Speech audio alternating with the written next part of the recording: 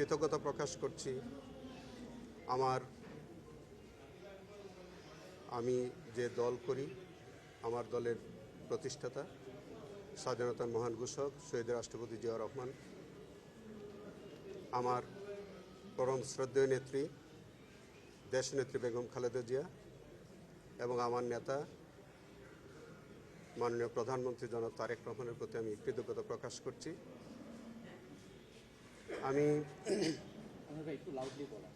আমি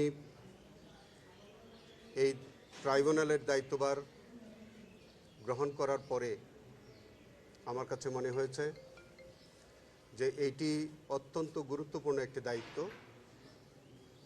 যেখানে আমাদের জুলাই বিপ্লবের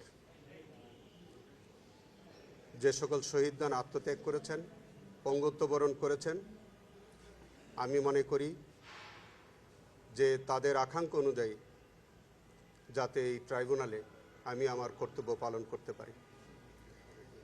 এই ট্রাইব্যুনালে যে সকল বিচার চলমান আছে এবং আগামী দিনে যে যেগুলো মামলা বিচারের জন্য আসবে, আমি সম্পূর্ণরূপে চেষ্টা করব যে আমাদের জুলাই শহীদদের আকাঙ্ক্ষার অনুযায়ী যাতে আমি ট্রাইব্যুনালে আমি আমার বিচার কার্যে আন্তরিক সহযোগিতা করতে পারি।